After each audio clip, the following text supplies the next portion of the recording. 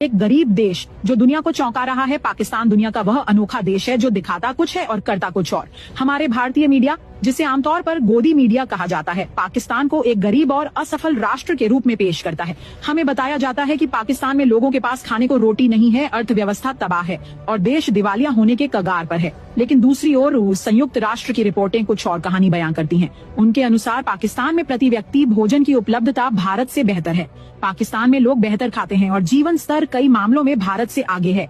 अब सवाल यह उठता है कि अगर पाकिस्तान वाकई में उतना गरीब है जितना भारतीय मीडिया दिखाता है, तो फिर वह कैसे सबसे आधुनिक मिसाइल और हथियार बना रहा है? कैसे वह उन 5 देशों में शामिल हो चुका है जो खुद 5th जनरेशन लड़ाकू विमान बना रहे हैं? कैसे वह उन 3 देशों में से एक है जो 5th जनरेशन एयर पावर को सक्रिय रूप से इस्तेमाल कर रहे हैं? अगर यही गरीबी है तो हम तो भगवान से प्रार्थना करेंगे कि हमारे भारत को भी ऐसा गरीब देश बना दे। कम से कम हमारा तेजस विमान तो पूरा बन जाएगा।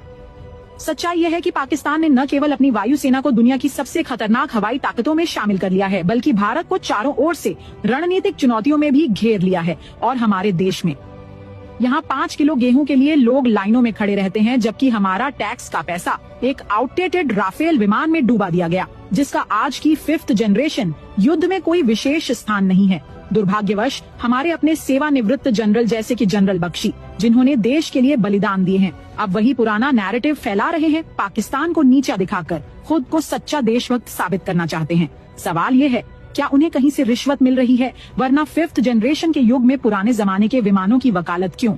अब समय आ गया है कि हम सच्चाई को पहचानें। पाकिस्तान एक ऐसी हकीकत बन चुका है जिसे नकारा नहीं जा सकता। एक ऐसा गरीब देश जो अपनी ताकत से पूरी दुनिया को चौंका रहा है।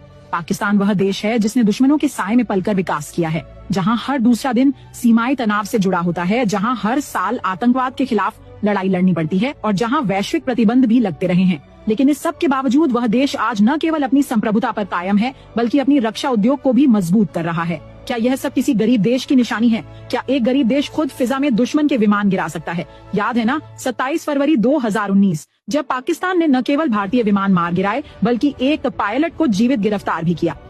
वह दिन भारत के मीडिया ने कभी दिल से नहीं भुलाया, इसीलिए आज भी वे पाकिस्तान के खिलाफ जहरीला प्रचार करते हैं। और बात सिर्फ रक्षा की नहीं, पाकिस्तान ने रक्षा के साथ साथ साइबर युद्ध, सैटेलाइट तकनीक और यहाँ तक कि अंतरिक्ष में भी अपनी उपस्थिति का एहसास दिलाया है। भारत जिस देश को पीछे समझता रहा, आज वही पाकिस्तान वैश्विक रक्षा प्रदर्शनियों में अपने ड्रोन, मिसाइल सिस्टम और युद्ध तकनीक के साथ शामिल होता है। CPEC, China Pakistan economic corridor जैसे परियोजनाएं न केवल अर्थव्यवस्था बल्कि भू राजनीति में भी पाकिस्तान को नई ताकत दे रही हैं। चीन जैसे वैश्विक महाशक्ति का विश्वास पाकिस्तान पर है, न कि भारत पर।